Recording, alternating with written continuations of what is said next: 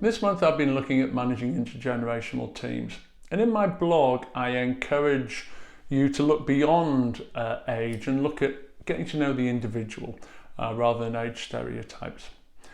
So in coaching I'll be encouraging the client to think of particular examples that they thought they wanted to explore that related to topics relating to managing people at different ages.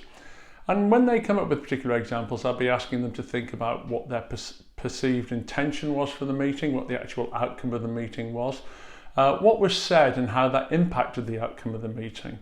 I'd also encourage them to step into the other party's shoes and see the meeting from their perspective. What do you think the other party's intended outcome was of the meeting, and how did the other party view the client in the meeting in terms of what they said and how they showed up?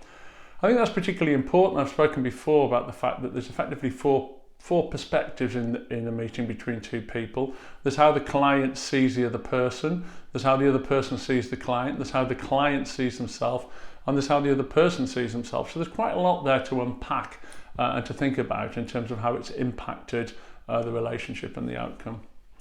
I then asked the client to reflect on whether they'd do anything different going forwards in hindsight, and possibly also whether it's necessary to have a follow-up conversation with the other party in terms of their reflections and their intended commitment to moving forwards.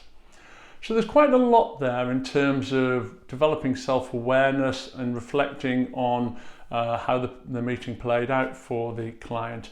And I would encourage you also to think about how you check in on yourself in terms of such meetings and how you see these meetings from the other party's perspective. As always, if this raises any questions for you, then please do get in touch and I'd be delighted to hear from you.